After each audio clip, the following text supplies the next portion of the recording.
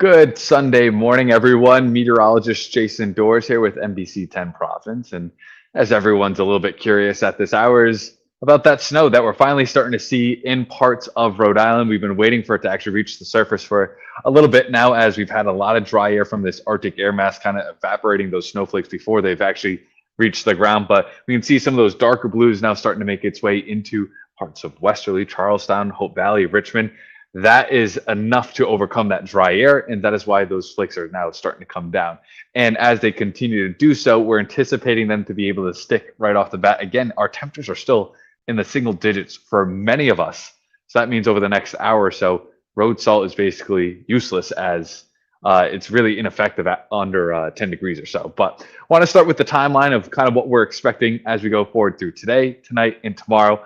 Today, again, that snow will be developing across the area, widespread by about 11 a.m. to noon, the very latest. And again, that will be sticking right away.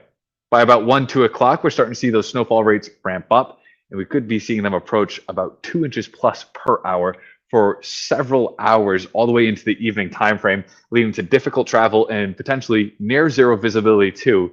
Not even factoring in the wind too that we're going to have out of the east between probably 10 to 25 miles an hour, which is just going to add to those difficult travel conditions, as this type of situation, those plow guys are just really not going to be able to keep up with how quick the snow is falling. Now, that heavy snow will start to change over to some sleet at the coastline around maybe 7 to 9 p.m. Those 2 hours could play a big role with regards to how much snow they see. So that's going to be a little bit of a timing thing, and that is why we have a little bit wider of a range for the South Coast today with regards to their snow totals. But the worst of the storm is over by midnight. Still going to have some light snow lingering further north, as a little bit of a small scale, mesoscale snow band kind of sets up potentially along the 95 corridor somewhere. So we're going to keep an eye on that. And the snow will again redevelop widespread during the mid-morning time frame on Monday as the system kind of pulls away. So it'll be a long duration event. Now, travel impacts should be good to go over the next hour or so. Then things will start to deteriorate, as we're going to have snow-covered roads clearly by about 12 p.m. or so.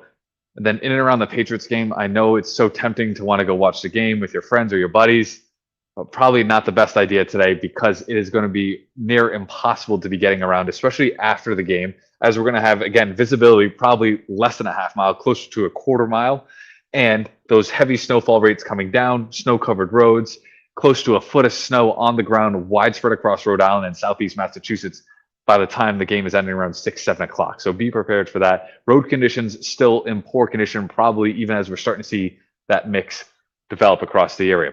I want to show you kind of the snowfall rates at 5 p.m. Here we are. We can see near whiteout conditions in and around the entire region. Just kind of an indication. Like I mentioned, these models of some of the whiteout conditions are not even factoring in the wind that is going to be coming down. That's just the snowfall rates. Now, our snowfall forecasts, we readjusted it today just to better reflect a little bit of that potential for snow on Monday as well. So still anticipating the lower amounts at the South Coast, where that sleet will be mixing in a little bit earlier, 8 to 14 inches. Again, you could potentially have a little bit closer to the 14 inches on the ground by the time you're starting to flip over to the sleet. But then the snowpack is going to start to compact a little bit just due to the weight of the sleet. So it'll probably be a heavy snow when you're shoveling and removing that after the storm system's over. A little bit further north, 14 to 20. This is where we have higher confidence of that snow lasting longer. Still potentially sleet up through Providence, but potentially north of Providence, those communities could be staying sleet free, which means we could be on the higher potential of some of these snow totals. And then the jackpot zone looks like it's going to be in and around 495, higher elevations of the Worcester Hills, potentially as far low as right along the Rhode Island and Massachusetts border. And that will have to do with the additional snowfall we're anticipating on Monday as this storm system pulls away.